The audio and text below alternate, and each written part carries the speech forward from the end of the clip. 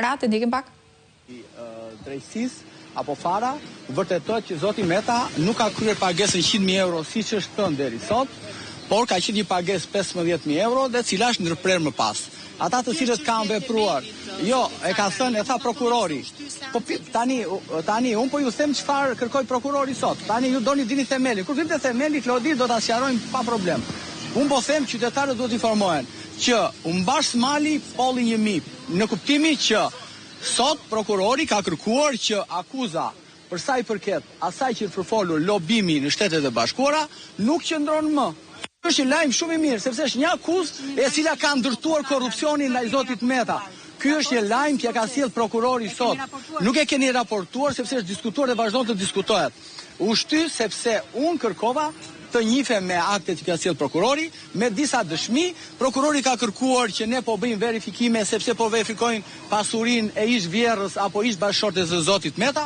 Prokurori aty foli vetëm për të gjithë të tjerët, por nuk përmendi në asnjë moment ku ishte korrupsioni, ku ishte lobimi, ku ishin të gjithë ato që janë folur për zotin Meta, dhe unë aty nuk isha avokati as i zonjës Kryemadhi, as i vjerrës dhe as si të gjithë atyre cilët akuzohen. Unë isha i zotit Meta, ja thash zotit gjyqtar, që unë jam përfaqësues i zotit Meta. Këtu përmend çdo njeri tjetër, përveç se zoti Meta nuk u përmend. Tani çfarë tu them unë juve që po mbahet aty në paraburgim? Si? Një episod tjetër korrupsion, nuk, jo.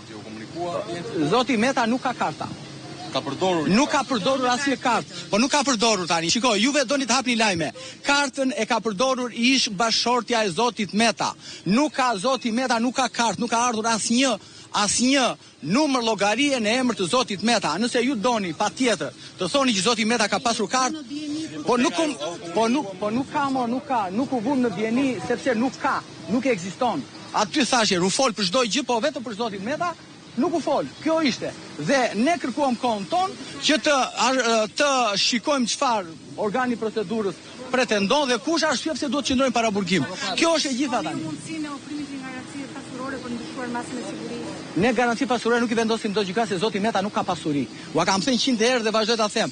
Janë zero pasuritë e presidentit Ilir Meta. Pasuritë në planetin Tok janë zero. Ju thash, vazhdoj të them, të marrin Elon Muskun, t'i çojnë në hënë që të gjejnë pasuritë e zotit Meta, për të cilën është ndërtuar ai mal i madh i akuzave nga llumi i të gjithë llumit të kësaj shoqërie, që zoti Meta ka pasuri, nuk ka, e ka zero pasurinë Anila. Dhe ne, unë nuk ka pasuri, unë nuk lejoj që avokati nëse do t'ja jap pun pasurinë, do t'i lë pronat e mia, çifligjet e mia, do t'ja lë gjykatit që ta liroj zotin Meta. Këtë do ta bëj Anila. Unë do ta afroj për zotin Meta si avokat, do i lë një nga shifligjet që kam, që zoti Meta të lirohet. Por mos kërkoni ju me pyetjet tuaja që do lihen garanci. Zoti Meta s'ka pasuri. Ka pasurinë e babait vetëm 24. Tani ju doni patjetër të thoni që zoti Meta ka pasuri. Sepse zoti Meta aty për çfarë po mbaj për aludime. Po mbaj thjesht për aludime dhe po më bëj pyetjen. Po. Ish presidenti i Republikës, pra për ta sqaruar për opinionin publik, po thoni që nuk ka as edhe një banesë ku të fus kokën.